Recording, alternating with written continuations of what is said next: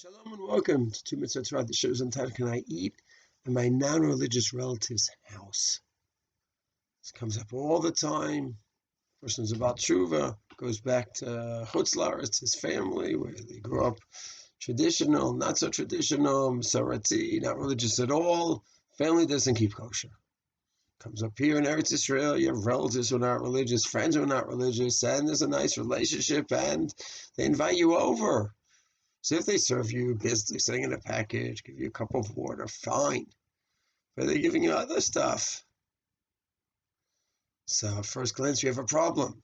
This is the third part in the series about trusting a non-religious Jew. When we saw there's something called Muma L'Te'avon. Muma L'Te'avon means a person is not careful about halacha.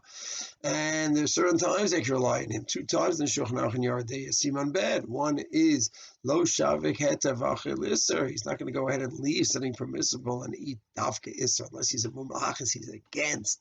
But let's assume that's not the case. So he goes ahead. What does that mean? The case in the Gemara is, in Pasuk Shulchan Aruch, is that he has a shechita knife where he was an expert shechita in his former days, and you check that if it's perfect, and he goes in the room you didn't see. So he's not going to stab it to death through shechita because it's so easy. Either way, he has to kill the animal. And another case of ease, he said, I got it from that store. I got the meat from that store. I got the meat from Ruvain. Everyone trusts him. So there's Mirces. He doesn't want to be looked at as a liar. But over here, you're at his house, you don't have either one of those. It's not a case of the shechita knife where he could have easily done one or the other.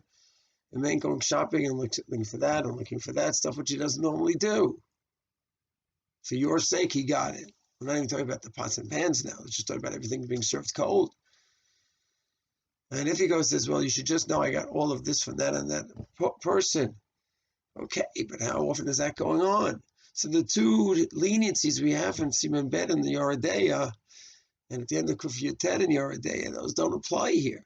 So we don't have ne'emanut, trustworthiness regarding kashrus by a person who violates kashrus. We don't have that. We don't have shavik hetav achal isura, that he's not going to leave heter and eat isur. That's what he does. And we don't see an difference in this case. And we don't have mirces, where's the fear that, if he told me he got it from this and this store. He doesn't do that usually. So we have a problem. And Yetz Hashem in part 4, we'll see if there's a possible heter. Shalom.